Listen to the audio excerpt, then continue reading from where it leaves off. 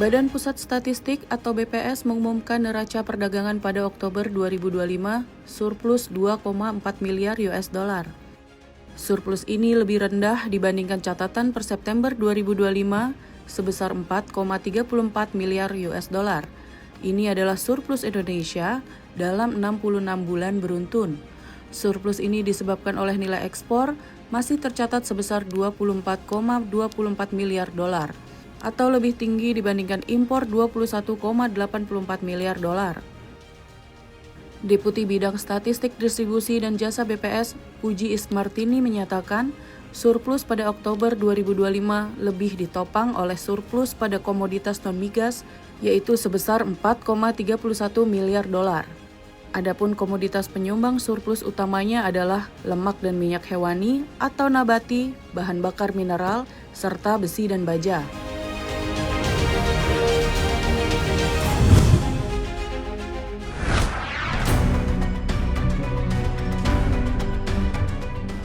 Aktivitas manufaktur Indonesia kembali melesat pada November 2025 dan mencatatkan fase ekspansi yang semakin solid menuju akhir tahun.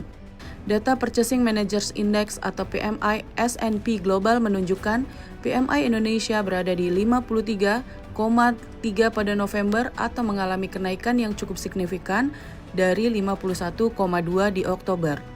Ini sekaligus menjadi level tertinggi sejak Februari 2025 serta menandai 4 bulan berturut-turut kondisi aktivitas manufaktur Indonesia mengalami ekspansi. Kenaikan PMI ini juga menjadi angin segar setelah sebelumnya aktivitas industri sempat tertekan dalam kurun April hingga Juli 2025 ketika PMI berada di level 50 selama 4 bulan atau kontraksi. Menurut laporan S&P Global, akselerasi PMI Indonesia di November ditopang oleh lonjakan pesanan baru yang meningkat dengan laju tercepat dalam 27 bulan. Peningkatan permintaan ini sebagian besar berasal dari pasar domestik, di mana jumlah pelanggan dan aktivitas pemesanan terus meningkat. Sebaliknya, permintaan luar negeri masih mengalami tekanan dengan pesanan ekspor mencatatkan penurunan terdalam dalam 14 bulan terakhir.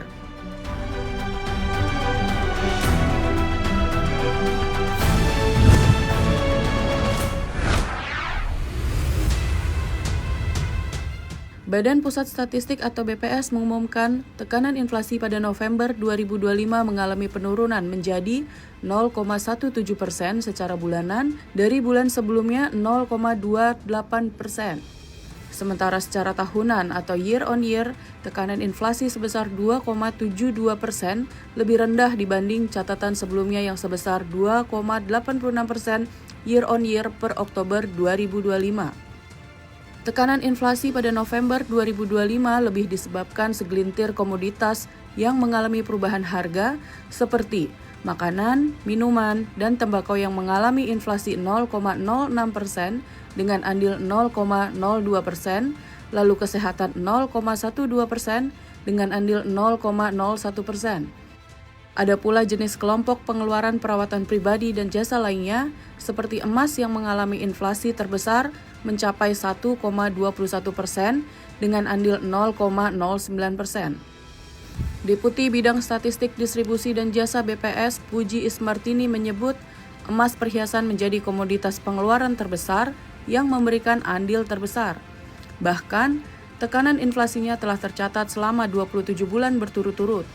Tekanan inflasi untuk komoditas emas perhiasan pada November lebih tinggi dibanding periode yang sama tahun lalu, mencapai 3,99%.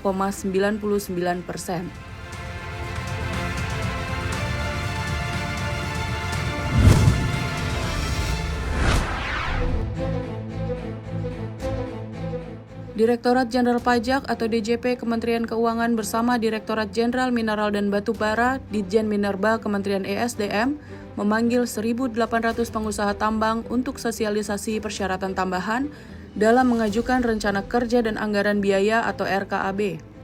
Dirjen Pajak Bimo Wijayanto mengatakan, pelaksanaan kegiatan kolaborasi ini merupakan upaya bersama dalam mengelola kekayaan negara, baik oleh pemerintah selaku regulator maupun wajib pajak selaku pelaku kegiatan ekonomi dari sektor pertambangan mineral dan batu bara. Berdasarkan data internal DJP dalam 5 tahun terakhir, jumlah populasi wajib pajak dari sektor pertambangan minerba cenderung meningkat dari tahun ke tahun, dengan rata-rata pertambahan sekitar 3%. Pada 2021, terdapat sebanyak 6.321 wajib pajak hingga pada 2025, tumbuh menjadi 7.128 wajib pajak.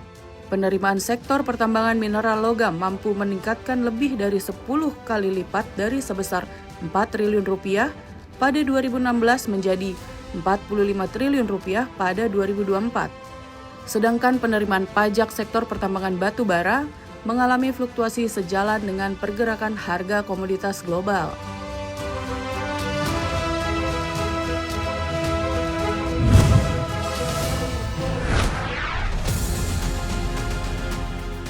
Produsen pesawat Airbus secara tiba-tiba melakukan recall terhadap 6.000 unit pesawat A320.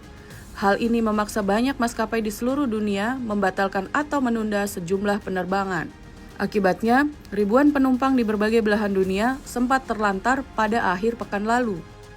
Recall dilakukan karena software atau perangkat lunak alat fungsi kontrol di pesawat jenis tersebut sensitif terhadap radiasi matahari. Menurut Airbus, jika pesawat terpapar radiasi matahari secara intens, ada kemungkinan dapat merusak software dan membahayakan penumpang. Recall Airbus kali ini merupakan yang terbesar yang pernah dilakukan perusahaan selama 55 tahun terakhir dan menyebabkan banyak perjalanan terlambat hingga ada yang dibatalkan. Di antaranya, 6 pesawat United Airlines kena recall dan mengakibatkan gangguan dalam penerbangan. Sementara itu, Delta Airlines menyebut ada 50 armada terkena dampak perbaikan software. Tak hanya itu, ANA Holding Jepang juga membatalkan 95 penerbangan domestik pada Sabtu pekan lalu dan berdampak pada 13.200 penumpang. Sementara di Indonesia, Direktur Jenderal Perhubungan Udara Kementerian Perhubungan mengeluarkan instruksi khusus untuk operator penerbangan. Semua pesawat yang beroperasi harus memiliki komputer aileron elevator atau ELAC yang layak pakai sebelum melakukan penerbangan selanjutnya. Terpantau 6 maskapai penerbangan, Batik Air, Super Airjet, Citylink, Indonesia AirAsia, Pelita Air, dan Transnusa mengoperasikan pesawat Airbus A320. Dari total 207 pesawat di Indonesia, yang terdampak sebanyak 38 pesawat. Dirjen Perhubungan Udara Luman F. Laisa menyatakan pihak maskapai sedang melakukan perbaikan pesawat yang terdampak dalam rangka memenuhi perintah kelaikan udara ini. Dan perbaikan diperkirakan memakan waktu 3 hingga 5 hari sejak informasi Kemenhub diterbitkan.